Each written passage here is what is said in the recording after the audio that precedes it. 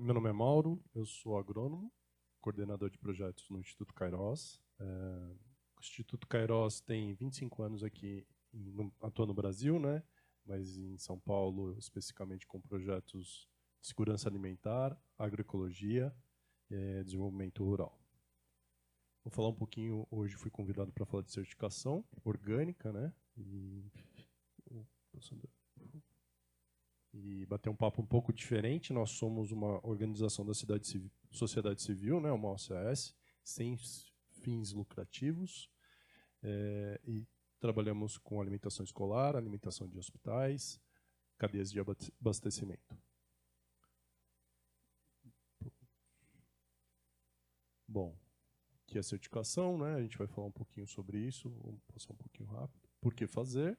E um caso aí de uma horta urbana aqui do município de São Paulo, município de São Paulo, de Cotia, né? Mas da Grande São Paulo. O que é a certificação?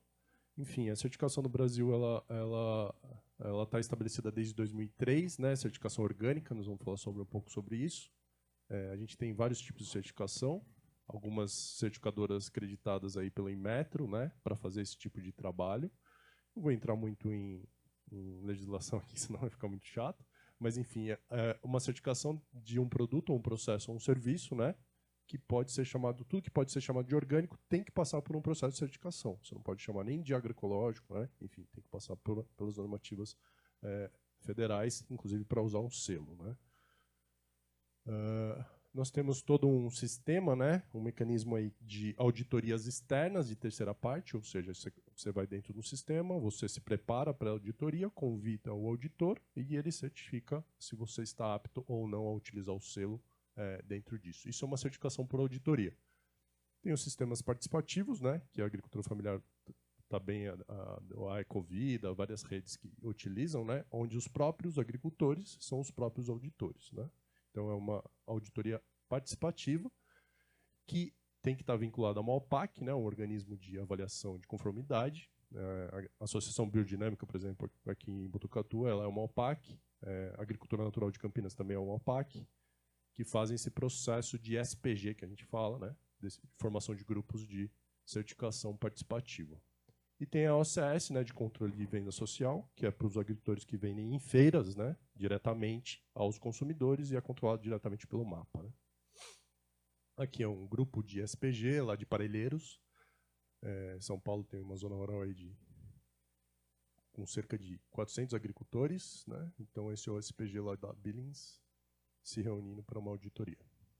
Então a legislação ela já está foi regulada em 2007, né, de 2003, pelo governo Lula. A portaria nossa referência é a portaria 52, hoje, que diz o que a gente pode usar ou não dentro do sistema produtivo, né, e as normativas referentes a cada sistema de produção. Então isso está muito bem regulado, né. Então as interfaces de uma instituição que queira, né, ou um proprietário, ou mesmo uma instituição que queira se relacionar com isso, tem que estar bem de acordo com tudo isso, adaptado a essas normas, né? Para que tenha o selo de orgânico no Brasil, isso é tudo regulado pelo Ministério da Agricultura. No estado de São Paulo, nós temos uma inovação aqui no estado de São Paulo, uma inovação muito pertinente, né? Que é um certificado de transição agroecológica, né? Porque todo o processo de conversão de sistemas produtivos pressupõe uma transição. E aí a gente, dentro do Brasil, dentro do desenvolvimento das certificações, né, e do desenvolvimento do movimento agroecológico, inclusive, as pessoas que aderiam a uma conversão de uma propriedade para orgânica ficavam só com ônus, né? Porque por que buscar uma certificação? A gente busca uma certificação para diferenciação de produto, agregar valor ao mercado, a uma propriedade, a uma marca, né? E também estabelecer uma qualidade dentro das relações que nós estamos fornecendo. Então, a certificação de transição, ela foi, né, instituída aqui no São Paulo. A gente desenvolveu um protocolo em 2006, junto com o Estado, né, o Instituto Kairos fez esse trabalho, um piloto lá em Parelheiros mesmo, e depois foi sancionado, né, uma normativa, uma resolução conjunta. Em 2022, hoje a gente tem um certificado de transição agroecológica que é modelo para o Brasil, né? Ou seja, Os agricultores que estão em transição, eles têm um certificado que ele pode ser reconhecido, ele é uma certificação gratuita, né? E com vários elementos, né, que a gente vai ver aqui as diretivas do... enfim, você acessa uma assistência técnica pública, gratuita, e você tem alguns benefícios de acompanhamento da transição, e você pode acessar compras públicas, institucionais, né, ser diferenciado nisso também em alguns editais de fomento da agricultura familiar. Então, isso é um instrumento muito pertinente do Estado, que está funcionando aqui no município. A gente já tem no Estado mais de 400 certificações, que faz com que essas pessoas sejam mais estimuladas, muitas vezes porque é o período mais difícil. O período de conversão você tem que cortar todos os produtos químicos, por exemplo, da propriedade, mudar o seu sistema de produção inteiro, né? Sua produtividade muitas vezes cai, e é a hora que você está ali, desprotegido, arcando com investimento, e isso traz à tona, até para compras institucionais, tem muitos compradores aqui, né? Um reconhecimento que você pode fomentar a transição agroecológica consumindo produtos certificados de transição agroecológica. Então, a gente está, né, nesse processo. Os benefícios, né, economia de até 18 meses, né, para acessar alguns tipos de mercado, de editais, inclusive compras para merenda escolar, PA, PENAI, né, de forma gratuita para os agricultores, né, estimula o trabalho mais cooperativo, são formados grupos, né, para que sejam feitos esses certificados de transição.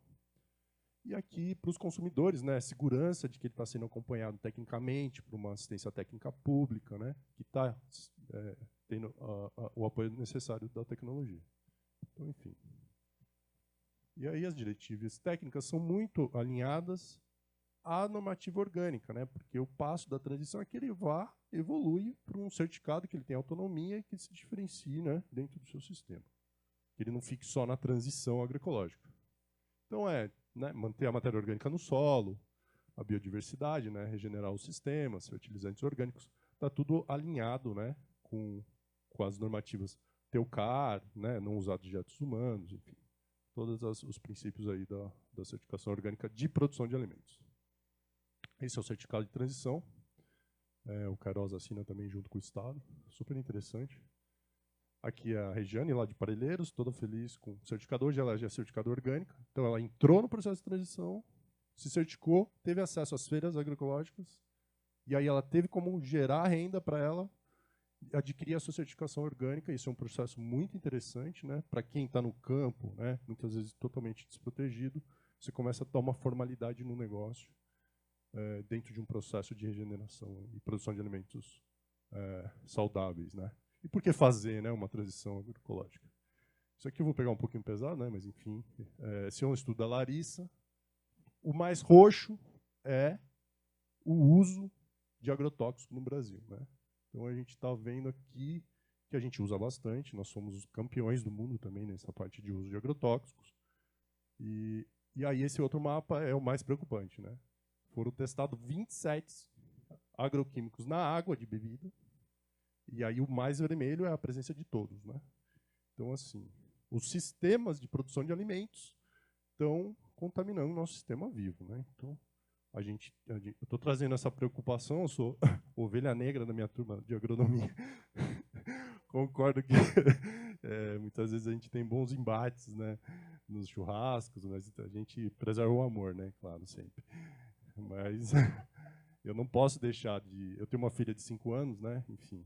Eu nem me preocupo tanto comigo, né, mas com quem se expõe a moléculas que a gente não conhece, né, constantemente, e sem saber, né, na verdade, isso não é um problema do indivíduo, isso é um problema do Estado, né, é um problema da nossa sociedade.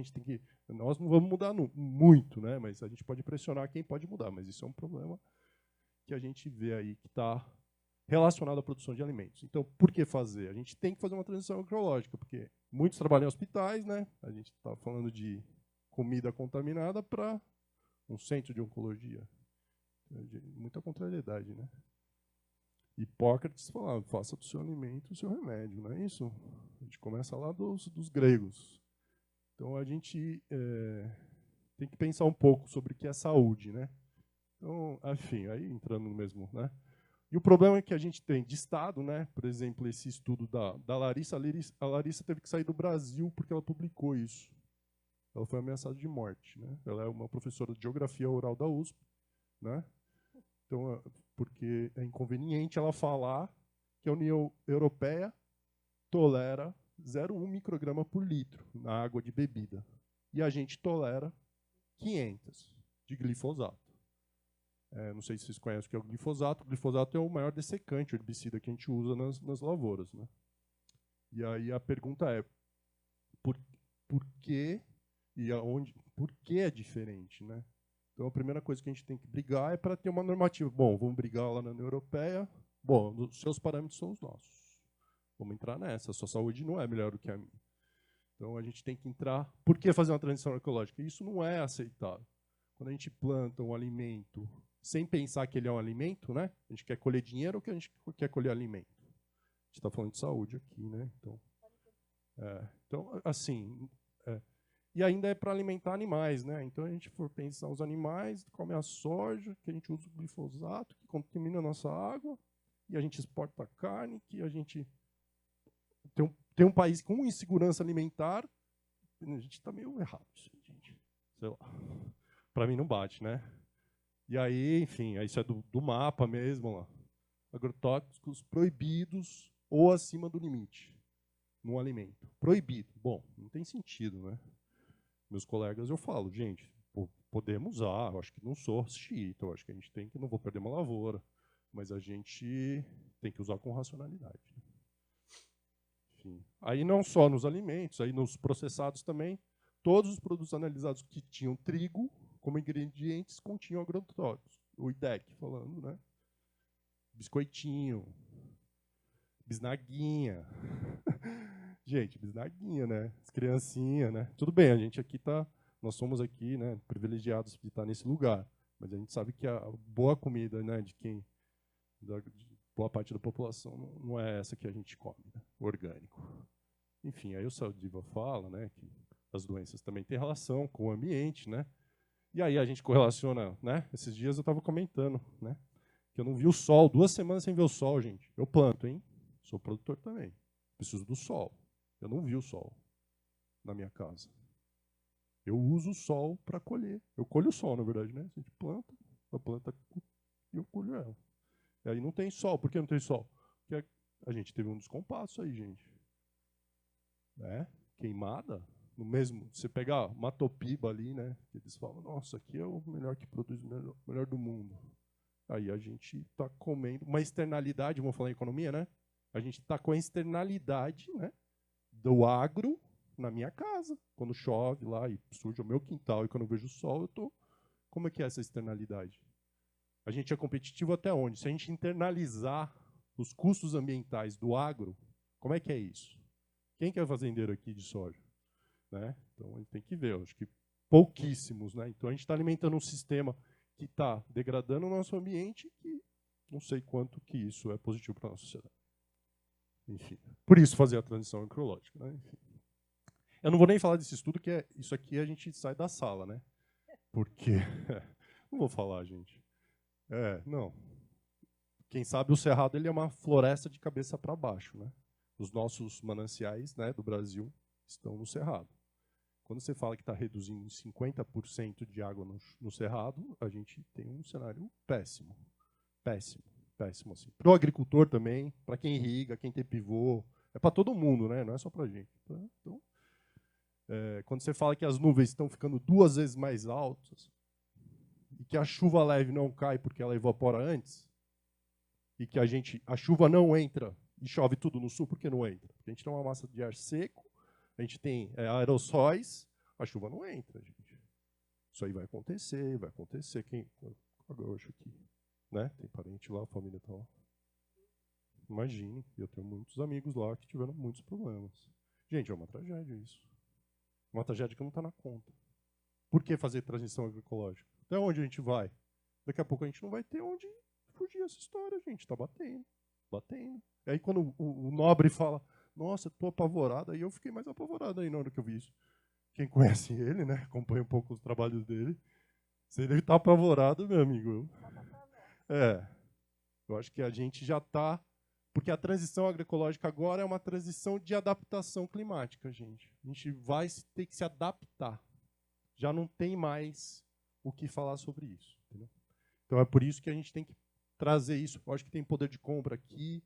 As instituições podem mudar o cenário quando? Quando elas se relacionam com uma cooperativa que está fazendo transição agroecológica. Né? Quando ela fomenta ambientes que gera trabalho, gera renda e gera regeneração ambiental. Você põe o dinheiro no mesmo lugar só do fato de você consumir naquele sistema.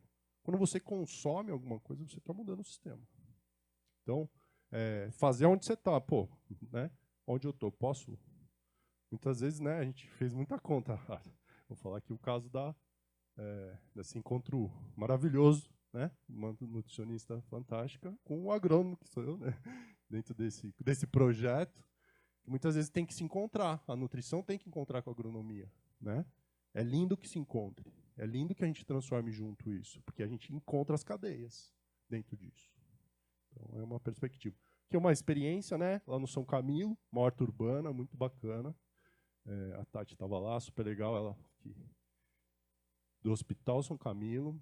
É uma unidade lá de Granja Viana.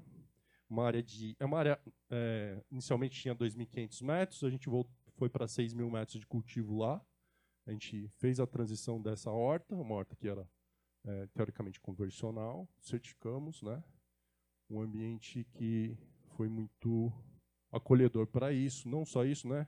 Mas muitas receitas, muitas espécies novas. Então, próprio hospital. Exatamente. Começou com a Verusca lá, né, da Grão, consultoria, agradecer a ela também. Estudos ambientais, né, a gente nunca entra numa área sem ver onde a gente está. Tudo é orgânico, mas é química também, né? A base mineral, a gente não pode fugir de uma base mineral, que é importante, isso é agronômico, não tem... da terra, exato. A gente tem na verdade, uma teoria, mas é um princípio, que um sistema bem nutrido, a gente gasta muito pouco com pragas e doenças. É igual com a gente, né? Come bem, quem come bem, dorme bem e se exercita, meio caminho andado, né? Então, a gente tem que entender os sistemas dessa forma, e aí fica mais fácil fazer uma transição para isso, né? Então, esse é o princípio. Aproveitar tudo que a gente pode de local, né? Tentar compostagem, né? As matérias orgânicas que são biomassas produzidas no ambiente, tentar trazer isso para trazer vida para o solo, né? Cobrir o solo é fundamental, né? Protege, tem milhares de benefícios. A floresta faz isso, a gente olhar para a natureza, a gente imitando, você não vê solo descoberto por aí. Quando você vê, é deserto, né, em algum lugar. Qual é o grande problema nessa época, essas queimadas, que esse calorão? Está todo mundo preparando o solo agora antes da chuva, gente, ao mesmo tempo, né?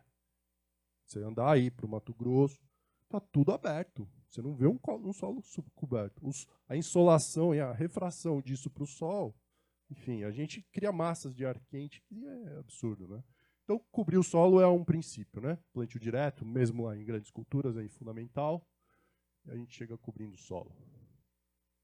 Adubação verde, biodiversidade. Isso aqui é só para a gente mostrar irrigação, né, localizada. Isso foi uma irrigação que a gente fala que é gotejamento, desenvolvida em Israel, num lugar que não tinha água. A gente traz aqui para economizar água, onde a gente não precisamos desperdiçar água. Vai ter problema com água, né? Então, é isso. As pessoas, não existe agricultor, não existe agricultura sem agricultor, né? Essencialmente, a primeira atividade nossa foi essa. Então, é assim, você pode ter os recursos que for, mas o homem, ele é o centro da agricultura. Ele é o centro do fazer agrícola. Então, a gente tem que, sim, investir, valorizar, porque cada dia mais esse trabalho ele está sendo, vou ser sincero, extinto. Nós vamos ter um problema de segurança alimentar porque não vai ter quem produz alimento. Entendeu? Os filhos não querem, né? O reconhecimento de que é uma atividade nobre, na verdade, né? Porque todo agricultor, ele sempre exporta o excedente dele, entendeu?